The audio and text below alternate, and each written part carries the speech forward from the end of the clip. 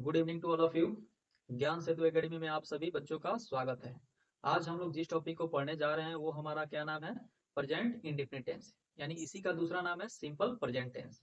तो आइए हम सिंपल प्रेजेंट टेंस के बारे में जानते हैं।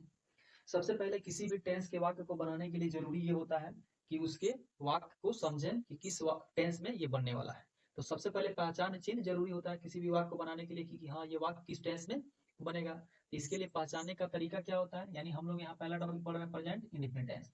इसको पहचानने का तरीका ये होता है कि जिस हिंदी वाक्य क्रिया के अंत में ता है, ती है, ते है, ता हूँ, टी हूँ हो तो वह वाक्य प्रेजेंट इंडेफिनिट टेंस या सिंपल प्रेजेंट टेंस में माना जाता है। जैसे वह खाता है तो लास्ट में क्या है? ता है।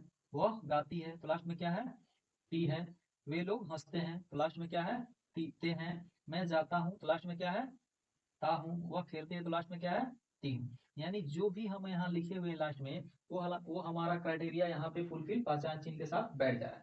यानी कहने का मतलब है ये जो हमने पहचान चिन्ह लिखा और जो एग्जाम्पल लिखा है दोनों फिट बैठता है इस प्रेजेंट इंडेफिनिट टेंस के उदाहरण और पहचान चिन्ह के साथ। तो सबसे पहले इसको बनाने का क्या तरीका होता है? जैसा कि हम लोग पहले से जानते हैं कि किसी भी वाक्य को बनाने के लिए सबसे पहले सब्जेक्ट का होना जरूरी होता है। तो इसलिए इस वाक्य को बनाने के लिए भी सबसे पहले हम लोग को क्या चाहिए? सब्जेक्ट। तो इसमें भी वाक्य बनाने के लिए सबसे पहले हम लोग क्या डालेंगे? सब्जेक्ट। उसके बाद वर्ब का प्रयोग करेंगे, फिर ऑब्जेक्ट का प्रयोग करेंगे। तो सबसे पहले इसमें एक कंडीशन ये होता है कि जब थर्ड पर्सन सिंगुलर नाउन यानी ही सी इट नेम यानी सब्जेक्ट के साथ रहेगा तो उसके साथ वर्ब में एस या ईएस का प्रयोग होगा। यानी जब एस या ईएस का प्रयोग हो जाएगा तो वर्ब जो V1 रहेगा वो V5 में बदल जाएगा।